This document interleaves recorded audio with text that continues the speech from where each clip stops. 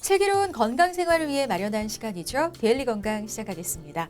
오늘은 한의사 권지수 원장님과 함께 볼 텐데요. 원장님 어서 네, 오세요. 안녕하세요. 권지수입니다. 네, 반갑습니다. 자, 오늘은 어떤 질환에 대해서 이야기 나눠볼까요?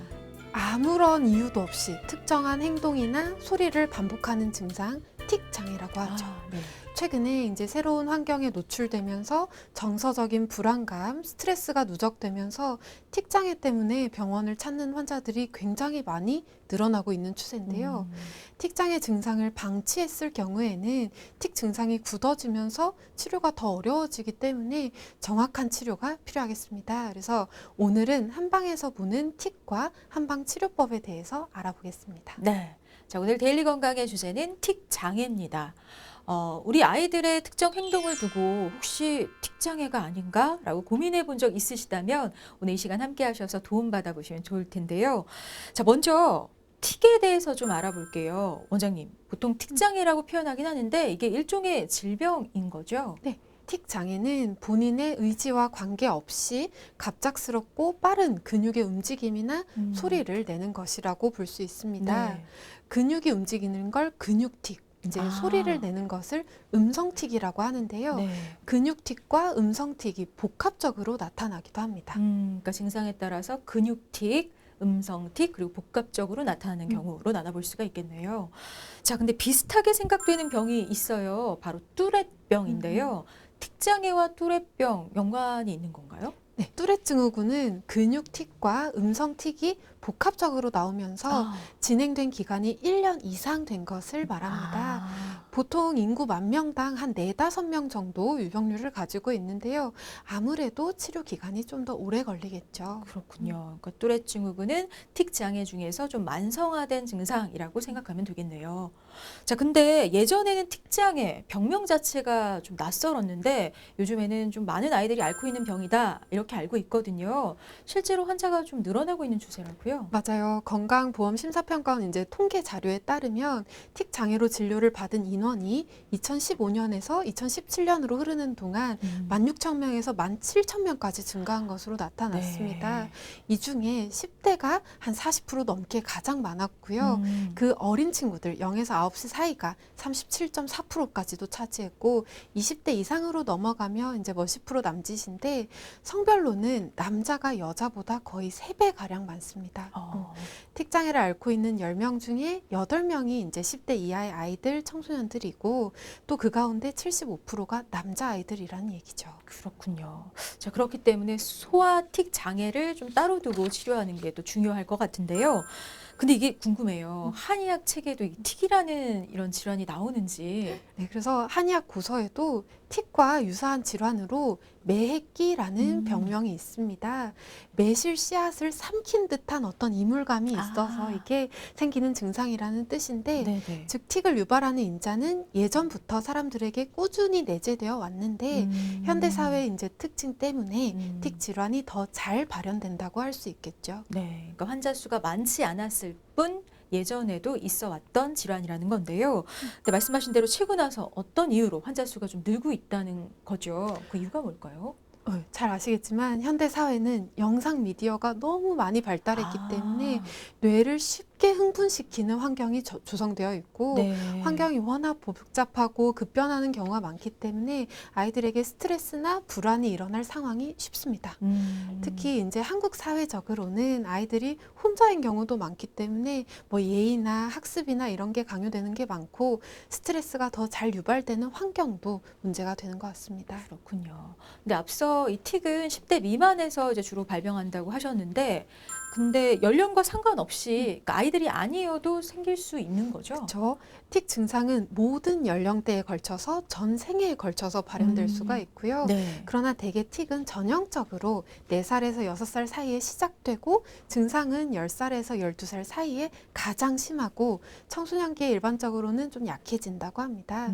그래서 이제 자료에 따르면은 전 연령대에 걸쳐서 환자가 존재하긴 한데 17세 이하 그러니까 학창 시절에 환자 수가 압도적으로 많은 것을 확인할 수가 있습니다. 그렇군요. 자, 뭐 말씀하신 대로 성인에게도 이 틱장애 나타날 수 있고 간혹 볼 수도 있는데요. 근데 이런 경우는 어렸을 때 발현된 틱을 제대로 치료하지 않고 방치해둬서 좀 계속 이어지고 있다 이렇게 봐야 할까요? 이게 아동 틱이 주로 이제 성장 과정에서 신경 발달 장애의 일종이라면 이제 성인 틱은 18세 이전에 발병한 아동의 틱이 아까 말씀하신 것처럼 회복되지 않고 만성화된 경우이거나 18세 이후에 별도로 심리적 요소나 기질적 장애로 인해서 새로 생기는 경우도 있어서 네. 틱장의 원인은 워낙 다양하죠. 그렇군요. 그러니까 시기에 따라 이렇게 원인이 달라질 수가 있는 거군요. 자, 근데 얘기가 나온 김에 틱장의 발생 원인에 대해서 좀 알아보겠습니다. 왜 생기는 걸까요? 대뇌 피질하 조직에 기저핵 부위라는 부분이 있어요. 이 부분이 너무 미성숙하거나 너무 예민해서 틱 증상이 발생한다고 보고 있는데, 쉽게 말하자면 뇌에서 우리 몸을 움직이도록 명령을 내리는 부위가 굉장히 예민해서, 그래서 특정 동작을 하는데 방해되거나 불필요한 동작을 제거하도록 해야 되는데, 그러니까 브레이크가 고장났다고 보시면 돼요. 그래서 충분히 이제 가만히 있어야 될 근육이 자꾸 튀는 현상이 발생하게 되는 거죠. 그렇군요. 그래서 나이가 들어가지고 두뇌가 성장할 때 자기 기능에 맞게 뇌의 다른 부위들, 특히 아까 말씀드린 기저핵 부위가 잘 성장을 해야 되는데, 그렇지 못함과 동시에 외부의 요인의 자극이 겹칠 경우 증상이 발현된다고 보고 있습니다. 그렇군요. 기저핵에 대해서 말씀해 주셨는데요. 그러면은 그 기저핵의 문제는 선천적인 건가요? 기저핵은 이제 뇌에서 뭐 꼬리핵, 조가비핵, 창백핵을 포함하는 어떤 단어인데, 기저핵은 운동, 학습, 기분에 관한 부분을 조절하는 역할을 해요. 네. 그래서 특히 틱은 기저핵과 운동신경과의 연결해서 발생하는 문제이기 때문에 기저핵이 민감하거나 조절력이 약한 경우에도 대부분 선천적이고 기질적인 관점으로 보는 것이 좋습니다. 근데 스트레스 같은 환경적인 요인도 일부 작용할 수 있는 거니까 결국 틱 자체가 심리적인 문제만으로 발생하는 건 아닌 거네요. 그렇죠. 심리적인 요인만으로 틱 장애가 발생하진 않습니다. 틱 장애는 유전적인 뇌의 기능으로 인해 발생하는 비율이 조금 더 높습니다. 결국 환경보다는 기질적인 특성이 더 많이 좌우하게 된다는 이야기죠. 심리적인 문제는 사실 부차적으로 볼 수 있겠습니다. 자, 이 발생 원인 알아봤는데요. 계속해서 그럼 틱장애 주요 증상들 짚어보겠습니다.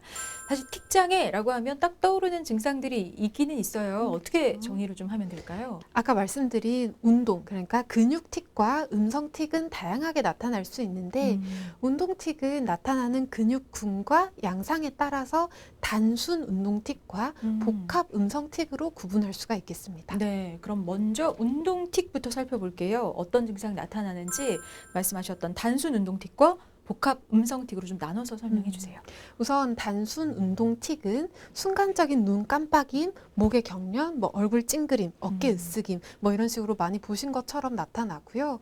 복합 음성 틱은 단순 운동 틱과 달리 이제 한 군데 이상의 근육을 침범한 얼굴 표정, 그다음에 직접 만지기, 아니면 뭐 냄새 맡기, 뛰기, 발 구르기, 이런 뭐 진짜 뭔가 목적을 가지고 의도하지는 행동하는 않았는데. 듯한 그런 모습을 나타냅니다. 그렇군요.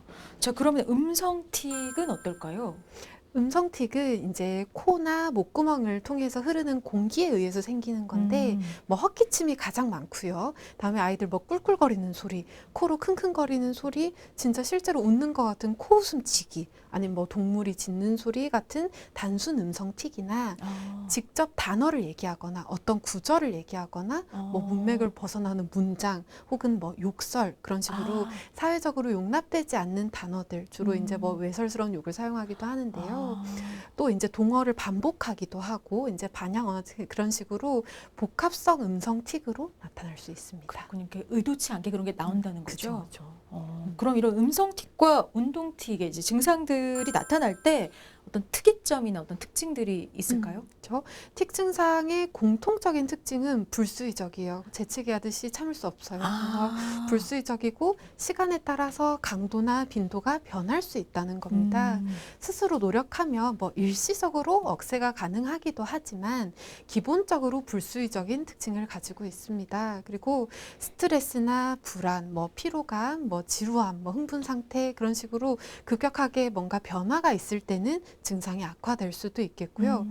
또 의외로 특히 이런 온도 변화가 심한 환절기에 감기에 걸리면은 증상이 악화되는 경우도 있어요. 그래서 휴식, 수면 뭐 한 가지 일에 몰두했을 때는 증상이 살짝 일시적으로 호전되는 듯이 보이기도 하지만 어떤 환경 변화가 있을 때는 조금 더 심해지죠. 그러니까 상태에 따라 좀 달라질 수도 있는 그쵸. 거네요. 자, 그리고 앞서 운동틱, 음성틱이 동반한 증상이 1년 이상 지속이 된 경우를 뚜렛 증후군이라고 진단한다 하셨는데요. 그럼 뚜렛 증후군만의 어떤 특징적인 부분이 있을까요?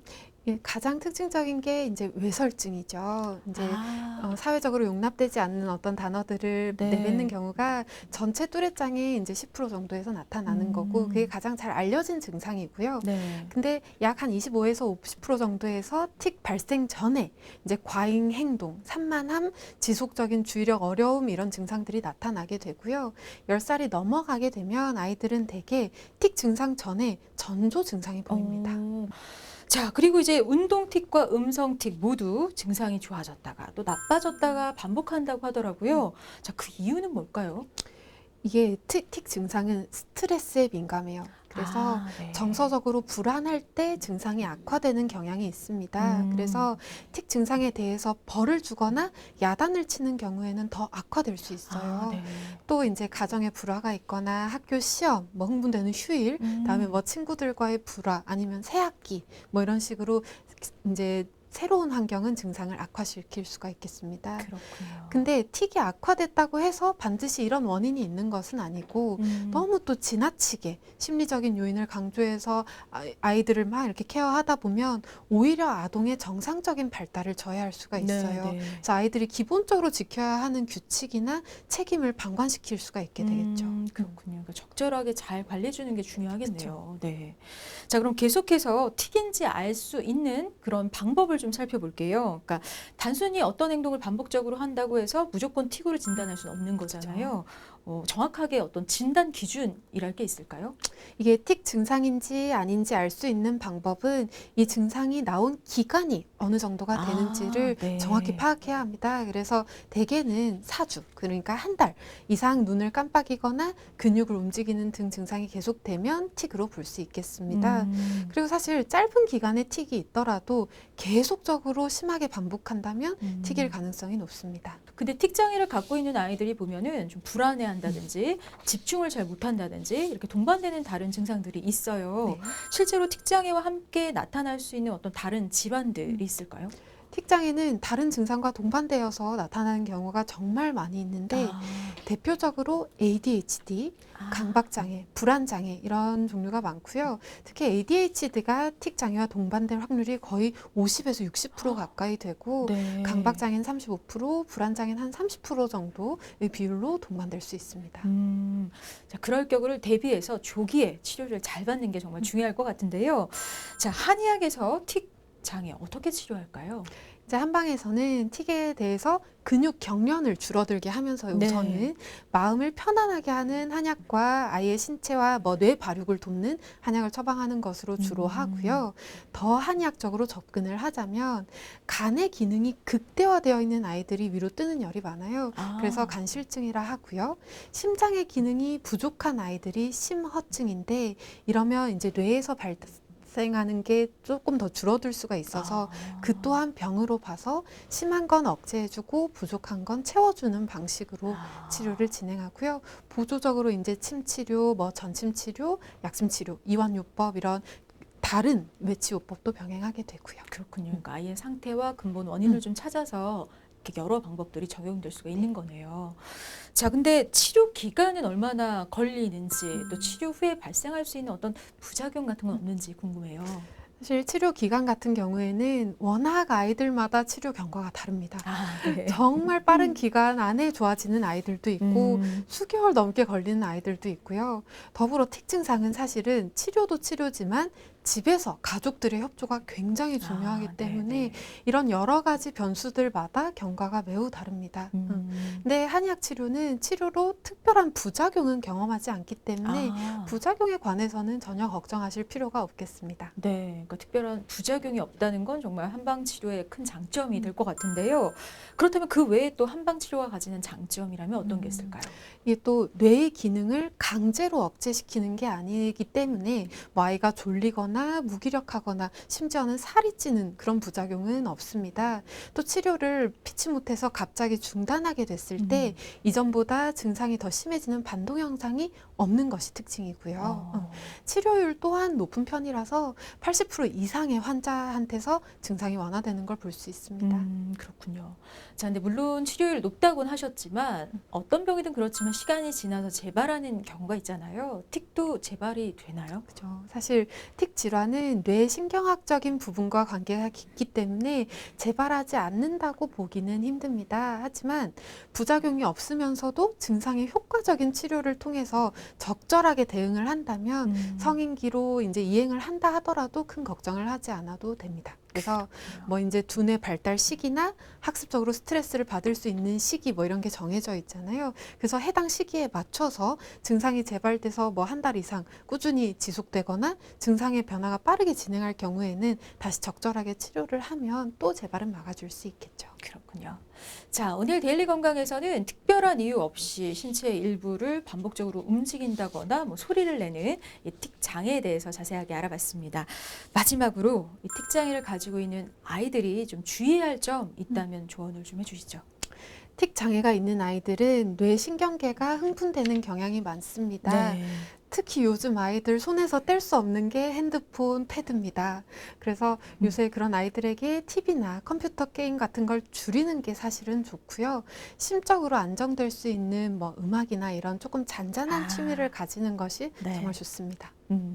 근데 아이들 뭐 스스로 노력하는 것도 물론 중요하겠지만 옆에서 함께하는 부모님들의 노력도 좀 필요할 것 같거든요. 틱장애 아이를 가진 부모님들이 해야 하는 뭐 가이드라인 뭐 이런 게 있으면 좀 알려주세요. 네, 그래서 사실 가족들의 틱 증상에 대한 자세한 관찰이 필요하긴 하지만 제가 항상 진료실에서도 1번으로 말씀드리는 게 무시하는 태도입니다. 이제 틱 증상에 대해서 너무 과도하게 부모님이 불안감을 가지고 있으면 그게 문제를 2배로 만들 수 있기 때문에 네네. 이제 스스로 조절을 해주셔야 되고 그리고 사실 무엇보다 중요한 건 틱 자체에 신경을 쓰는 것보다는 아이가 틱 증상으로 인해서 생활에 영향을 받지 않고 자신감 있게 생활할 수 있는 거에 조금 더 신경을 써주셔야 하고요. 네. 틱 때문에 뭐 스트레스를 줄여주기 위해서 아이가 마땅히 해야 할 일을 없애버리거나 규율을 없애는 건 바람직하지 않습니다. 그렇군요. 그리고 아이가 스스로 스트레스 조절법을 익힐 수 있도록 도와주셔야 합니다. 네. 자, 이 틱장애는 특히 초기 치료가 중요한 만큼 의심 증상이 발견된다면 즉시 전문 병원을 찾아가서 정확하게 진단받아 보시는 게 중요하겠고요. 또 어린아이의 경우는 평소 스트레스를 받지 않는 환경을 잘 만들어 주시는 게 중요하다는 거 꼭 기억해 주시기 바랍니다. 쉽게 풀어가는 건강 이야기 데일리 건강 여기까지고요. 오늘 권지수 원장님과 함께했습니다. 원장님 고맙습니다. 네, 감사합니다.